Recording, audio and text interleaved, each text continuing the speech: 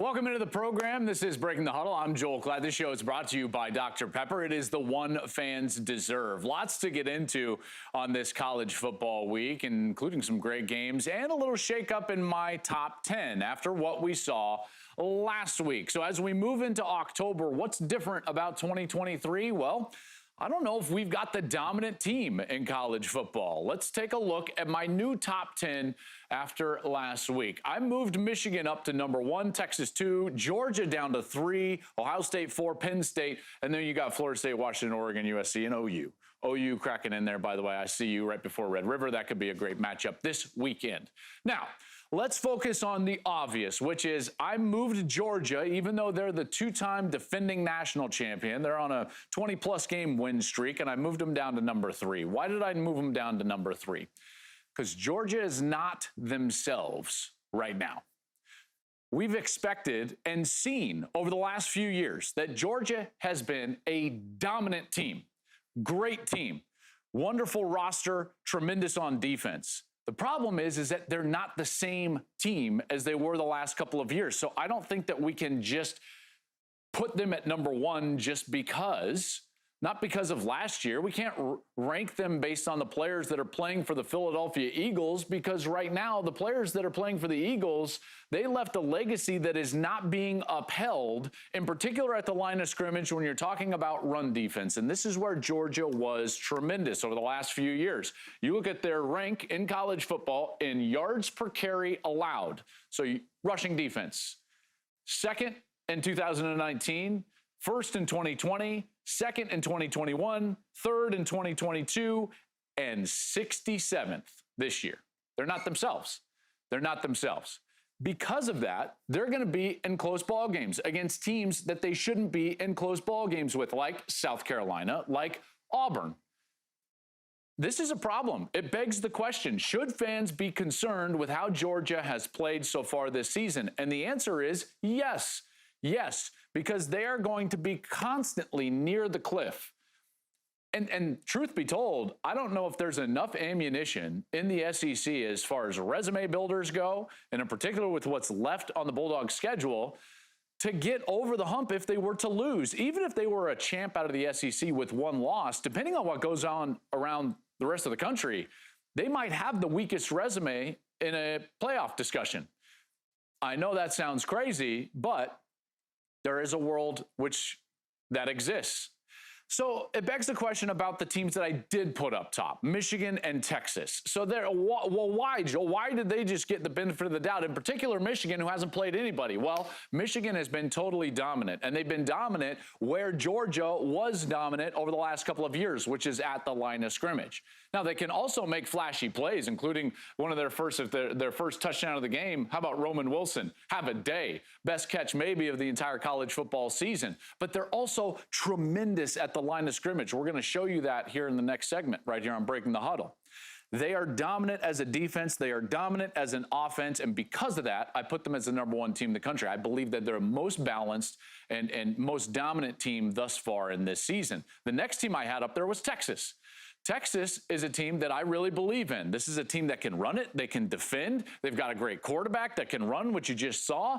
This is why Texas is number 2. They've got the win over Alabama on the road, which is very difficult to do. And this is a team that has not played down to the level of competition, which has been their MO over the last couple of years. It seems like a very different Texas team. So while Georgia is very different, so is Texas. And that's the reason why I've got both of those teams up there at the top of my rankings. I want to show you why, though, and not just tell you why. So when we come back, we're going to take a look at Michigan, and then in the third segment in this program, we're going to take a look at Texas. Let's dive deeper into my top 2 teams in the country when we come back here on Breaking the Huddle.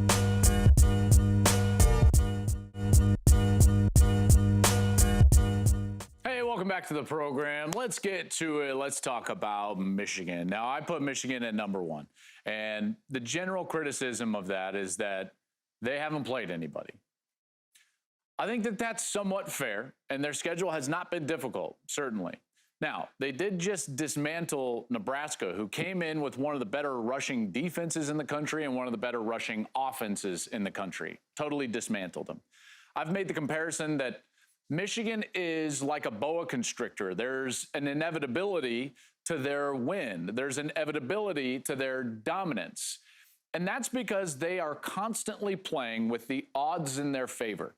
This is what I mean by that. Every single set of downs, there's some odds that are going on. And the odds are, what is third down going to be? Is it going to be a long yardage situation? Is it going to be a short yardage situation? And you're turning the dial as an offense and a defense. You're trying to create long yardage situations on defense and short yardage situations on offense. Well, Michigan on first downs this season offensively is averaging 6.95 yards per play. All right, that means that their average for the year is about 5.6 yards on third down. That's actually pretty low. And then you look at their conversion rate, they're fifth in the country right now, and third down conversion rate at 56%.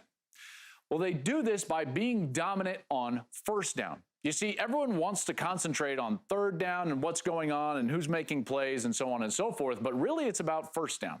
And what you have to do on first down is win at the line of scrimmage. Now, you can do this in two ways. You can do this with schematics, putting extra players in the box, or you can do this with technique. It's just a man against a man, and whoever's going to play with the most strength, effort, and technique is going to win. I want to show you what Michigan does on first down because it's subtle and yet so effective in turning the dial towards their odds in order to make themselves more successful for the entire game. This is a first down, first quarter against Nebraska, okay? Watch this run play first of all. The double team is covering up the defensive lineman and getting movement. This allows the tight end to work up to the second level or even the third level if the linebacker squeezes, in particular in the wrong gap. So he works up to the third level. The running back does a great job. He finishes physical. And what do we have? 2nd and 1. All right. Doesn't look like much, but guess what? The movement up front, covering up color. There's no contact for the running back until at least the second level and sometimes the third level. What does that present? Short yardage situations on second down. Let's take a look at the next play here. Again, it's 1st and 10. Michigan lines up, pretty traditional set. They're going to bring an extra tight end in here. Old school eyes formation, and now you're going to pull this backside guard, number 65. But again, I want you to see the movement right here. That's the left guard. The movement he gets on the defensive lineman displaces that area and allows these blocks to take place and cover up color. So when Michigan is blocking, they are covering up that color and allowing the back to not get contacted until he's downfield. And what happens? It's 2nd and 2. That's the physical inevitability of Michigan's run game. One more example here on a first down. Now it's a first down. It's the same concept. Now to the right side instead of the left. Now you're going to pull the left guard around, and I want you to see all these blocks take place. First of all, great movement from that front side, moving the defensive lineman down. You've got a tight end up on the linebacker, the pulling guard kicking out, the fullback also kicking out, and there is a huge lane. And look, there is no red for Donovan Edwards to look at. And what does it do? Presents a 2nd and 4. This offense does such a good job of being effective and physical, covering up color, maintaining their blocks, and getting displacement. Okay, they are moving the defensive line off the ball. Two things that I said right there that their defense does a great job of combating. One is displacement, and the other is sustaining blocks. On the other side of this coin is a defense. What do you have to do to stop the run, in particular on first down? Get off blocks and don't allow movement. Well, let's take a look at the Michigan defense and look at their front seven and how are they doing in this exact situation. It's first down.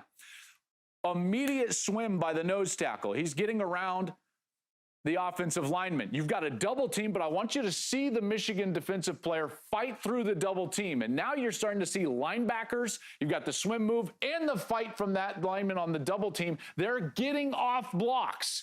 And now, what do you get? 1st and 10 to 2nd and 9. That dial is swinging into the defense's direction. The odds are swinging into the defense's direction. Now you take a look at the next play here. Again, it's first down. Are they doing a good job of not being displaced and getting off blocks? Let's take a look up front, the 3 defensive linemen. It's going to be a run play over to the right side. They're left. They're initially blocked, but watch them fight through these blocks. First of all, you've got unblocked guys back here. You've got a defensive lineman fighting through. You've got an unblocked player back there. So now the running back doesn't see the backs of his own players. He sees yellow. He sees yellow helmets. He sees maize in there, and there's nowhere to run. Why?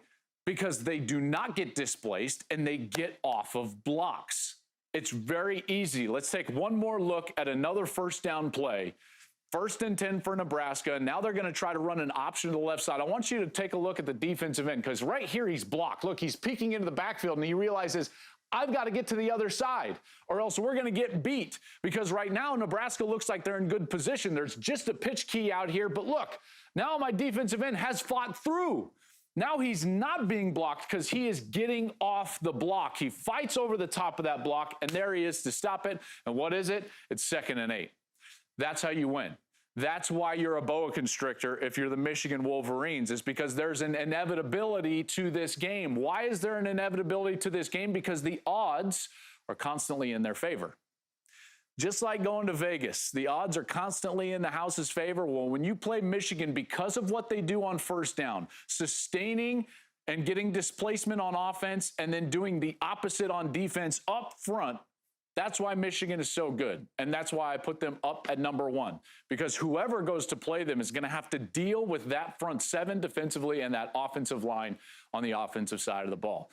Texas jumped up to number 2 in the poll, my poll at least. Why? I show you next.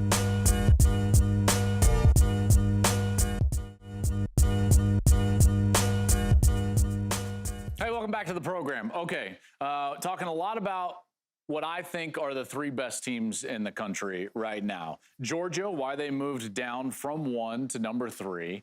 Michigan, in the last segment, I told you why I put them up at number 1. And now we got to talk about Texas. Okay, so first and foremost, truth be told, in the offseason, I didn't want to talk about Texas. Why? Because they had constantly disappointed basically anyone that believed in them over the course of the last decade. Every time that you thought that they had something going, they would stumble. And yet this year feels different, much different. Number 1, they got the huge win on the road against Alabama. That was a huge step for them because they needed that marquee win. But it's more than that, because we knew that they had talented players. And let's face it, last year they almost beat Alabama, although at home, but they almost beat them in September last year with Bryce Young. So what's different this year? Well, they're not playing down to the level of competition like they did a year ago once they left that Alabama game. They went and hammered Baylor, and then they hammered Kansas in a really look-ahead game and a look-ahead week before Red River. They knew that Oklahoma was going to be the most difficult team left on their schedule, and yet they did not overlook Kansas. Last week was a big deal for me because it told me everything I needed to know about the internal standard being held at Texas. One of the other reasons why they're not playing down to the level of competition like they have in years past is because they're not built on rhythm, timing, and explosive plays on the outside, even though they have that. They're actually built on substance. That substance is at the line of scrimmage. That substance is being able to win when you have to at the most important times at the line of scrimmage. I want to go back to the Alabama game because I think that that game really crystallizes this point that I'm trying to make of what Texas is now versus what they have been. Again, substance, line of scrimmage, when you need it most. What happened? On the road against Alabama, late in the game, what did they need to do? They needed to burn off basically 7 minutes, and it came with run game. They were going to face a loaded defensive run box, and yet they still ran the ball. And they were able to do that because they have guys that are willing to work up front. They were covering up the defensive linemen. Look at them get after it, displace the defensive linemen, physical running right here from the running back. And this doesn't look like a big play, but it is bleeding clock, and they don't have to throw the ball in order to try to win the game and get a first down. In fact, in the last 7 minutes, their offense didn't leave the field, didn't have to throw a pass. Later in this drive, they had a 3rd and 1, and this is a huge play. They have to run it. Alabama knows that they want to run it, and they still get in there, and this is not a fake. This is not an RPO. They just toss the ball out, and they're going to get the first down. Why? Because they're better up front. Watch them cover up color right here. They do a great job, and then it's the physical finish at the end. Remember, there's an extra hat in the box. Alabama knows that they're going to run. There's an extra defender in there, and he's going to be at the point of attack, but you've got to finish through. What do? Get the first down, and they end up finishing the game, kneeling on the ball, and not letting Alabama back on the field with a 7-minute offensive possession that milked the entire clock. But it's not just what their offense did. You see, to be a great team, you also have to be able to close out the game on defense. What does that mean? The best teams, and Bill Walsh used to talk about this, the best teams in football are the ones that can run the football when you know they have to run and can get to the passer when they have the lead.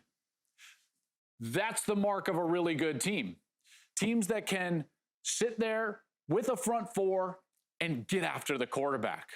That's exactly what happened against Alabama. Let's take a look at the fourth quarter. Both of these sacks in the fourth quarter happened without a blitz. Alabama's got 5 wide receivers out. Only 4 guys from Texas are going to rush, which allow you to play 7 in coverage. It basically allows you to play 3 over 2 on the short side and 4 over 3 on the wide side. There's your 3 over 2, and here's your 4 over 3. Why can you do that? Because you know that you've got guys that can get to the passer, even in a 4-man rush. How do you close out the game? You get to the passer right there. Bam, get a sack in the fourth quarter. What are you supposed to do as an offense? Because I can tell you this, based on that look, where was Jalen Milroe supposed to throw the ball? You can't. And you could say like, well, their offensive line is just no good. Yes, but they're only no good because of the pressure being applied by the opposition. Winning on the edge as a defense, getting to the quarterback with only a 4-man rush, and it didn't happen just once, it happened again. 5 free releases again, nobody in the backfield, only 4-man rush allows you to play 7 in coverage. So now, even though Milroe has more time to throw this ball, I want you to see the coverage. They drop into basically a 4 underneath and a 3 deep style zone where they've got eyes on the quarterback on a 3rd and long in the fourth quarter. It allows time for the defense to play a little game, and he gets home. That's why they're so different. They know how to close out games on both sides of the football. Texas is much better this year. They did not have that substance in previous seasons at the line of scrimmage. They didn't have the ability to get after the quarterback like that. They didn't have the ability to just hand the football off against a very good defense on the road at Alabama to close out the game in the last 7 minutes. So while they still have a very good quarterback, yes, in Quinn Ewers, and they still have guys on the outside that can absolutely get it done, I'm not saying that they don't. I am saying that they're rooted more in substance, to steal a term from Dan Lanning. That's why Texas is right now the number 2 team in the country in my estimation. That's why Michigan is number 1, and that's why Georgia has taken a step back. It's about the line of scrimmage, and it's about getting after it and winning at that point. Okay, when we come back here to close things out on Breaking the Huddle, we are going to get a little Klattback. We might have a time for a little more Klattback than we normally do. That's coming straight up.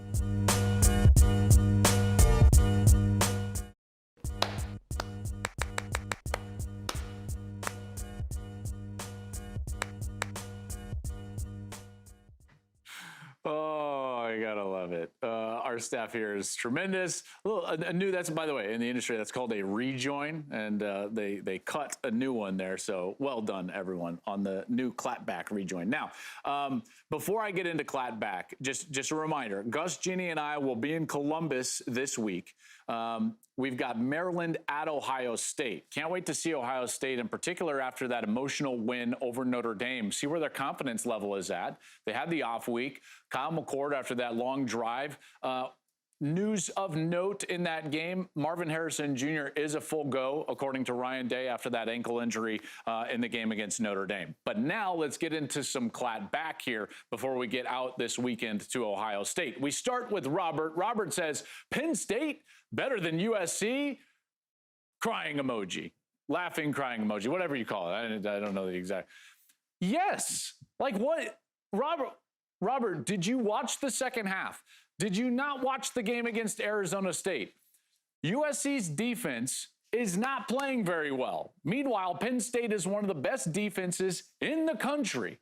They've got an offense that can run the football. Penn State looks totally dominant. And while USC has a dominant player in Caleb Williams and side of the ball in their offense, you can't give up 41 points. You can't be up 41-14, let Colorado come back and then be like, Penn State better than us? Yeah, they are. Get out of here, Robert.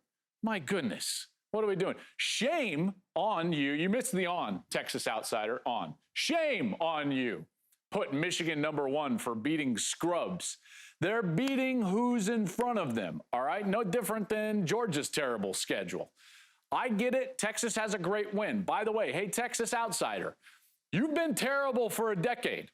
I got you #2 in the country, and all I've done for 2 weeks is sing the praises of the Texas Longhorns. You're upset because of first week of October I didn't put you #1? You're #2 in the country. If you beat Oklahoma, depending on how that game goes, probably going to put you #1. Hint, hint, Texas Outsider. Texas fans are incorrigible. It's like you can't give them nice things because all of a sudden, then they want more. They always want more. Ugh, get out of here, Texas Outsider. Last one. Brian Flores. How do you drop SC but leave Washington? I didn't leave Washington. Last week, Washington was #2. Didn't I just have them lower than that? In fact, I dropped Washington more than I dropped USC. Do you realize that, Brian? Apparently you don't. Get out of here. Thanks for watching, everybody. This show is one of my favorites. Breaking the Huddle, brought to you by Dr. Pepper. Remember, it is the one fans deserve. Big Noon Saturday, Gus, Jeannie, and I in Columbus. This Saturday, we've got Maryland and Ohio State. Enjoy the weekend of college football.